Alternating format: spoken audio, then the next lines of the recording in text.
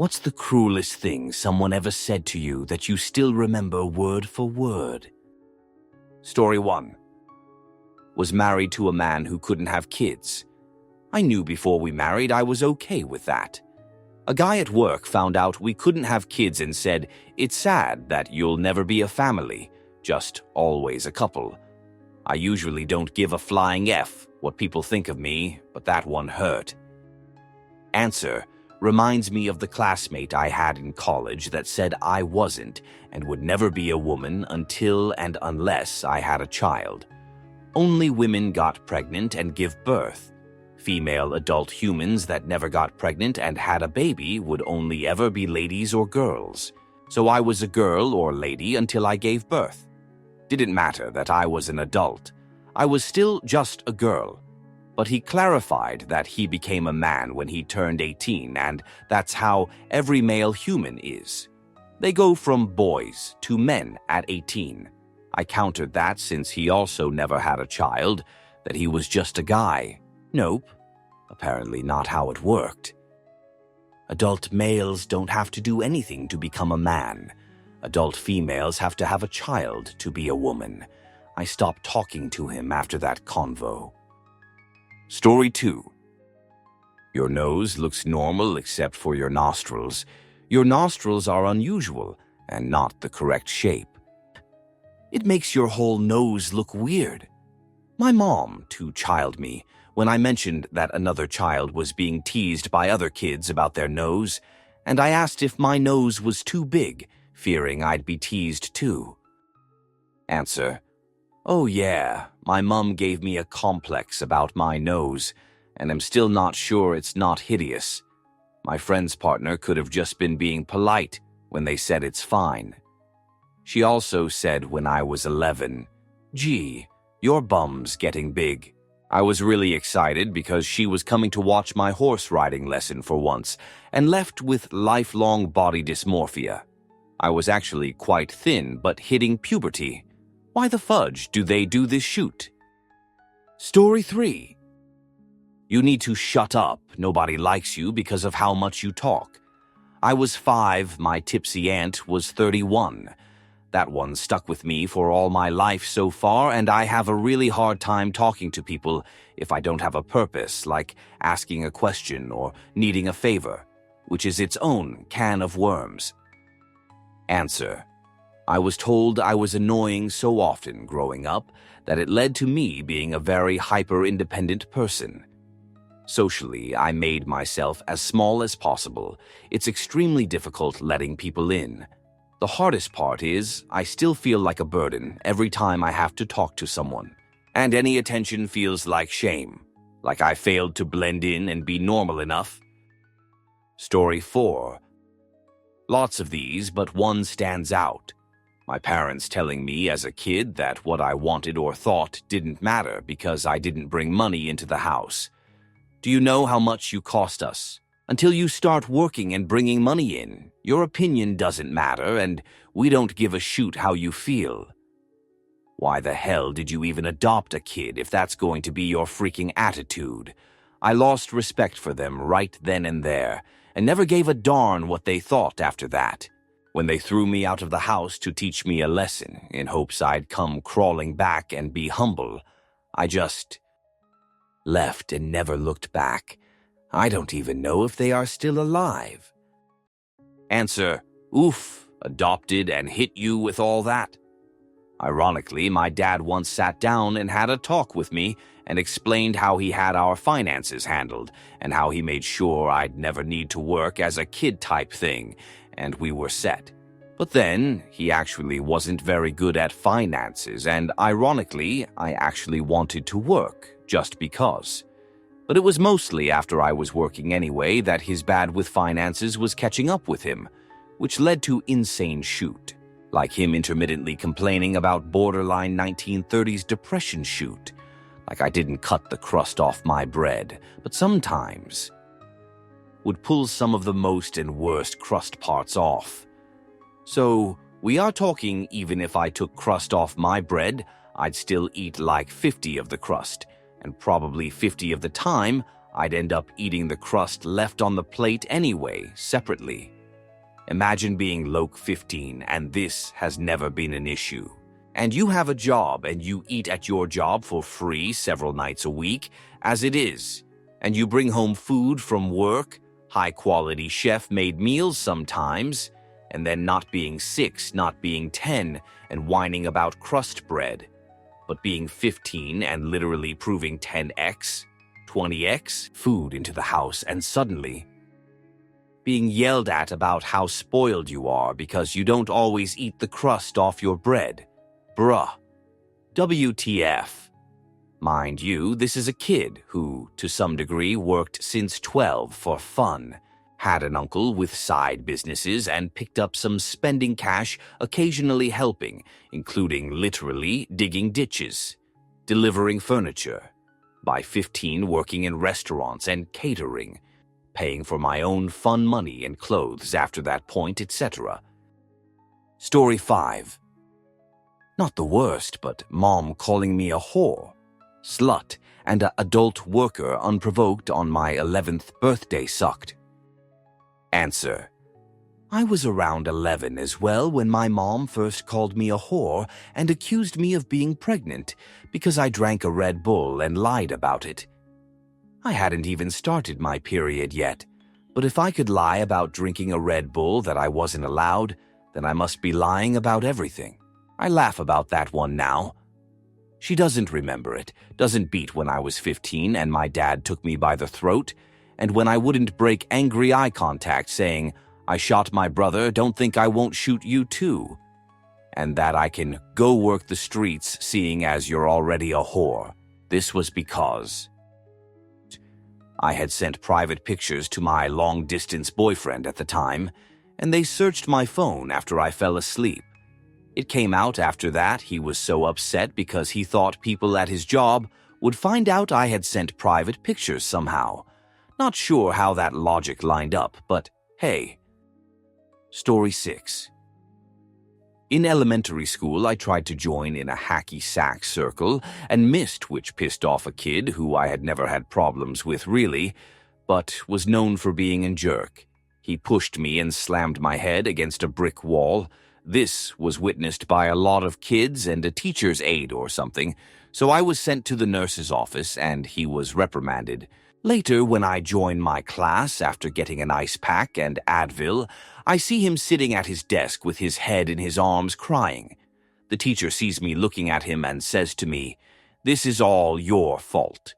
In my adult mind, I pieced it together that this kid had a really rough home life and was most likely crying because he knew he was going to get the chute beaten out of him by his dad when he got home. That teacher is still a piece of shit, though.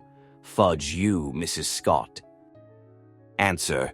Yeah, Mrs. Scott sucks for that one. It is a weird coming-of-age moment, though, when you have that realization how a kid's home life is reflected in their behavior.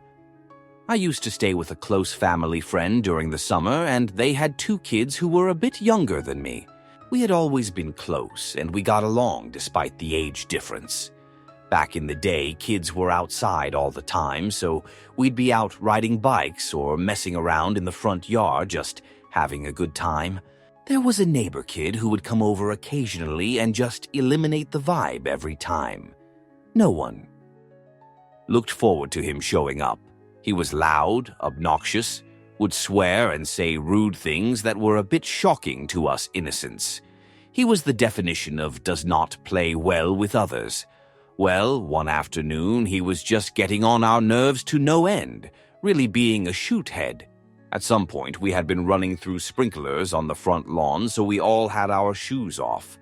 We got the hilarious idea to tie his shoelace strings together and toss them over the telephone wires up above. That would show him.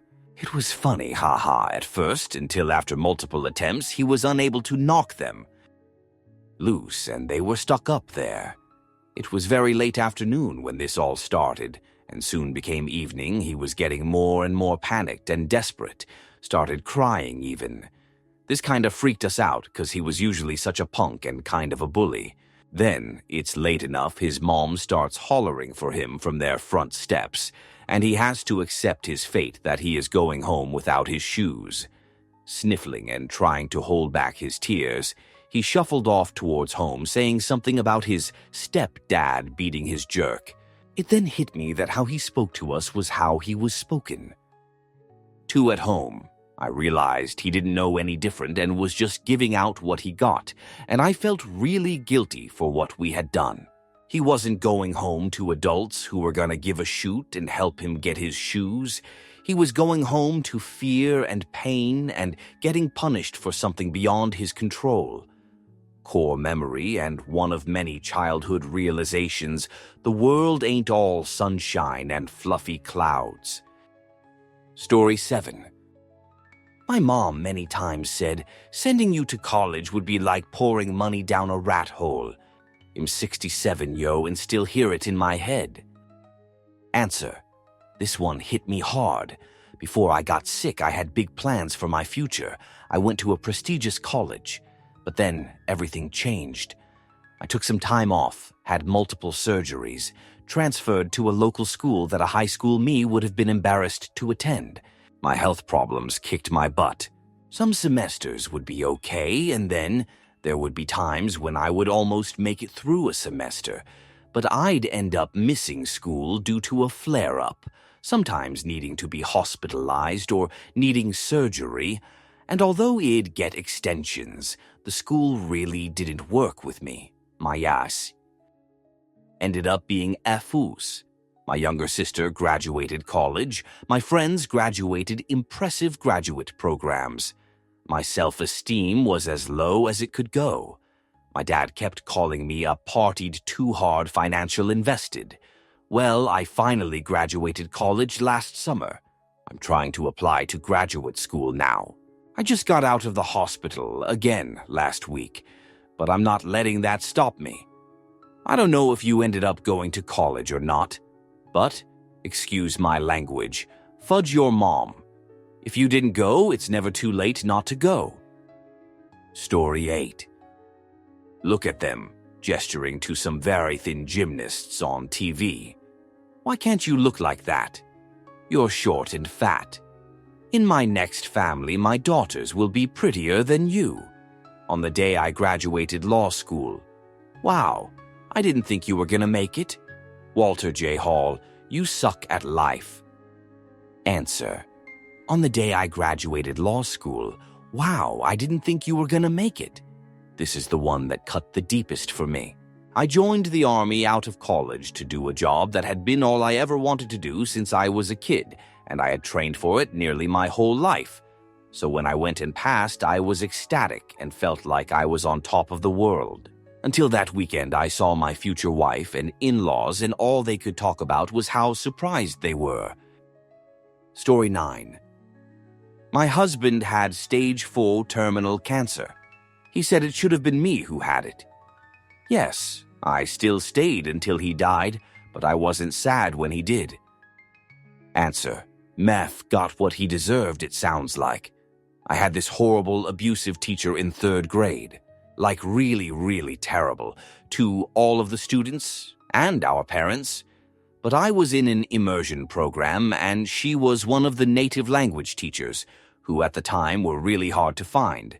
So she stayed at the school way longer than she should have, though she was eventually fired and barred from working in any school again. However, since she had been one of the language teachers, the other ones still sort of kept up with her, and sometimes she would visit the schools in the immersion program, elementary, middle, and high schools. When my class was in 10th or 11th grade, she came by to say hello to our class. As usual, no one really wanted to be around her, our teacher included, so it was a short and uneventful, if not a little awkward, visit. But after she left, our teacher told us that part of why the psycho meanie was coming around to the various classes is because she had stage 4 colon cancer and wasn't sure how long she had. No one said anything at first until one of the more bold boys muttered, "Well, karma, right?" Even our teacher had no reply to that. Story 10. Fear and pain are the only two tools you need to raise a child, 'cause enough pain and fear alone works for a while, but then you have to give the occasional object lesson to keep the memory fresh. My father, when I was 17. Suddenly, everything made sense. Story 11. When I was in my early 20s, I reconnected with my first love. We'd broken up a year or so before. We had been seeing each other for a few months again. We were in bed together, afterglow and all that, and I was snuggled up on his chest, drifting to sleep, and he chose that exact moment to say, "You know, I never want a relationship with you again, right? This is so fudge up." The feeling that gave me will never completely disappear, even thought it's long, long ago and I've moved on. But the sheer coldness in his voice that moment broke something in me. Answer: "Oh, man, just recently had something similar. Me and a guy I was seeing for 9 months told me he had started seeing someone else a few weeks prior. I was reasonably upset and he said, 'You know, I really thought you'd take this better. We never were even in a relationship.' Mother Fudge left shoot at my house and stayed overnights and weekends, and we were spending a lot of time together. Sure felt like a relationship to me." Story 12. Don't forget to suck in your stomach. You would be perfect if you just lost 20 pounds. My mother, throughout my childhood, needless to say, I went through many, many years of disordered eating well into adulthood. I've finally set hard boundaries where she is not allowed to comment on my or my kids' bodies in our presence. But she still doesn't fully understand why. The boomers really had some messed up ideologies drilled into them. Answer: my mom was like this too. When I was 17, I was my full adult height of 5'10", and I was 110 pounds, still fully flat-chested, struggling to keep weight on. Didn't get a regular period and wasn't allowed to donate blood. I wanted to wear a short dress to my junior prom, and my mom told me I should wear a dress that touched the ground if my legs were going to be that fat, which probably was meant to sting but just kind of confused me since my pediatrician had pulled me aside to talk about anorexia the last 3 times I'd seen him. I thought me and my sister were naturally skinny people who just couldn't hold weight no matter what we ate. I was out of the house for less than a month before I realized no matter what we ate was maybe 1,200 calories a day, and we both played sports. I wasn't taught to count calories, for bad or for good, and my doctor never thought to mention it because he thought I had an ED. And we ate whatever my mom put in front of us, which as it turned out was much less than what kids my age were eating. I can't really blame my mom because her own mom is now 86 and eats like 1 potato a day, then coffee and cigarettes, so my mom also grew up naturally skinny. But at ages 16, 18, and adult woman, the girls in our house would split a half chicken breast between the 3 of us and fill up on salad, and that was dinner. I genuinely thought a serving of meat was 2 strips cut off the side of a chicken breast until I went to college. Me and my sister were slips, but doctors never caught that it was a nutrition at home problem because my mom was heavy, but she was always starving between meals and ate a lot of snacks, which the kids weren't allowed to do. Now I have 0 hunger cues, and my mom still eats like that. She told me these 100-calorie protein bars she buys was a perfect lunch size once, and when we eat dinner at my parents' now, my husband usually eats again when we get home. Lol. Story 13. My mom said if I would have finished art school, I could have been someone. My regular office job paid all her bills. Never will forget that. Story 14. My father snapping at me when I had done some small dumb kid thing that pissed him off. Stop crying. You won't manipulate me into feeling bad for you. I was 7. It had never remotely occurred to me that someone could be manipulative with tears. Answer: There's been times where my mom and dad have tore into me about something to the point where I get emotionally overwhelmed and burst into tears. Last summer, my mom told us while we were driving in the car that she thinks I just do that to manipulate them. I love my parents and they've given me so much in life to the point where I'm still living and working with them, but they can be mean. Story 15. No one will love you because you're fat and ugly. Men don't love fat and ugly women. Thanks, Mom. I was like 11 or 12. Story 16. My biological parental unit was a master of cruelty and still lives rent-free in my head, despite decades of therapy. Some of her classics. You're big enough and ugly enough to look after yourself now. Catchphrase anytime I needed something, starting at about age 9. One day you'll say that to some man and he'll knock your teeth out. Another catchphrase right through my teens. You could be so pretty if we could just afford to fix your nose. Age 18, when I was excelling academically, had great friends and was starting to have self-confidence.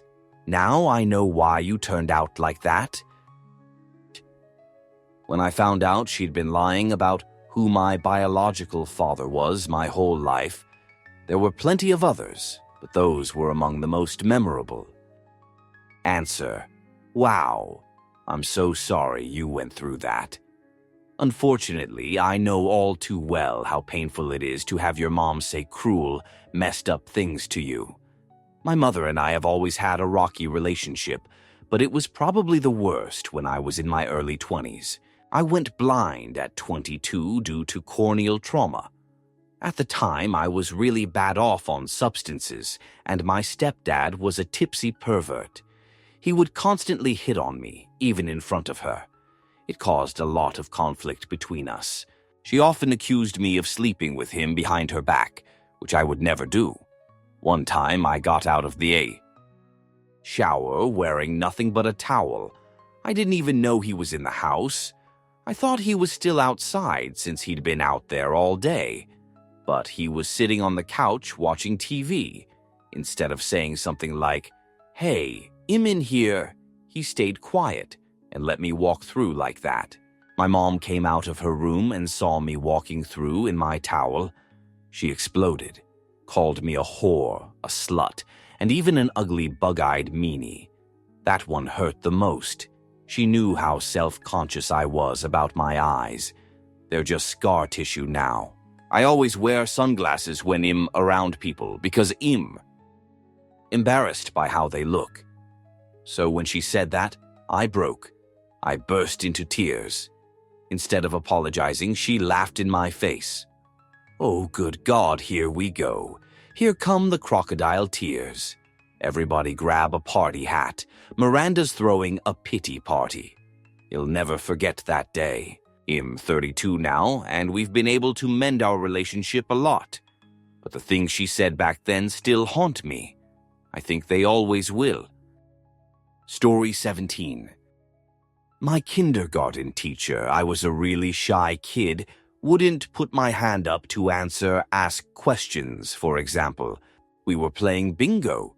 Within a few short turns, I got a bingo. I happily announced bingo, to which she replied in such a mean tone, "Sophie, don't be silly. I know the muscles in my face, how they pulled my lips down." Answer: what with some teacher's mind didn't like how I put my snow pants on.